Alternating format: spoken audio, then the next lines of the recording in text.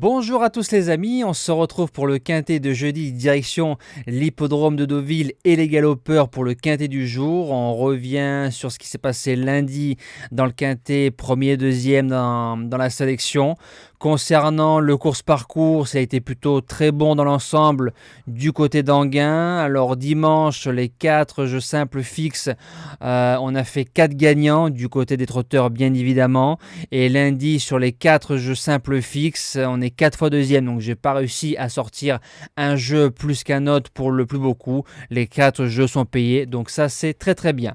Concernant les conditions du prix du Port du Havre, donc départ 13h50 en réunion 1 course 4, 1200 mètres ligne droite, on annonce un terrain souple 3,5, 14 partants et pour une fois j'ai envie de vous dire le quintet m'a l'air lisible, donc j'espère ne pas faire erreur dans cette course là. Alors base gagnante, le numéro 7 Restève. Le cheval reste sur 2 places de deuxième dans les quintets plus en ligne droite. Il est tombé 2 fois sur Forza Capitano qui, je pense maintenant, va courir Listed. A déjà fait l'arrivée de quintet plus en terrain très souple.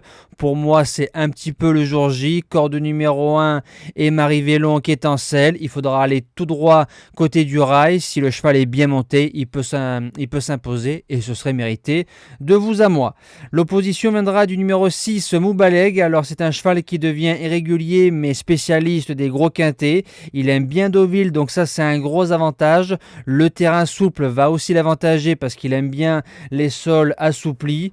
Sur ce qu'il sait faire à son meilleur niveau, c'est un cheval qui ne doit pas sortir du podium.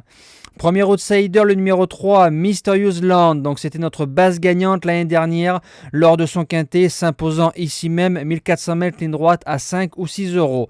Il a fait la surprise à Dieppe, donc j'attendais encore une course avant de le reproposer. Derrière, il n'a pas répété, mais il était quand même très loin de la tête et j'ai remarqué que c'est un cheval qui est meilleur quand on le met dans la bagarre tout de suite. Corde numéro 3, je le rachète sans problème dans cette course-là. Deuxième outsider, la reine de vitesse, le numéro 8, Queen of Speed. Alors, elle a connu son premier échec récemment dans les listed, donc on peut lui pardonner cet échec-là. Auparavant, c'est 5 sur 5 en course en ligne droite, allant de 1000 mètres à 1200 mètres. Deuxième d'un quintet plus sur ce parcours-là, et ensuite cinquième d'un quintet plus face aux vieux. Elle retrouve encore les vieux. Didier Ardouin qui est à la montre, c'est pas un gros lot. Je me dis qu'elle peut jouer sa place dans le multi. En cinquième place, le numéro 2, Bailey's Blue. Alors le 2 octobre, un jour sans. Il faut se rappeler que ça reste des êtres vivants et que de temps en temps, ils n'ont pas envie d'y aller et c'est normal. 6 sur 9 en ligne droite, donc ça fait un bon taux de pourcentage de réussite. Troisième pour son unique essai sur ce parcours-là. Quatrième du quintet plus de Dieppe, donc c'est une ligne qu'il faut se servir pour faire le papier de cette course-là. Je le reprends sans problème. En sixième position, le numéro 10, Régalien. Alors c'est un cheval qui a fait ses preuves dans les quintets plus à 3 ans. C'est les fameuses lignes Cours du Roi qu'on a touché plusieurs fois cet été. C'est un cheval qui a déjà réussi en ligne droite lors de ses premières courses en piste. Bien placé en 36 de valeur. Greg Benoît pour les places. Je vous dis oui. En 7e position, le numéro 4, Biahed. Alors elle sera logée corde numéro 14. Donc il faudra composer. C'est pas facile. Elle paye son succès de mai à Fontainebleau dans un quintet plus, on lui retire une livre.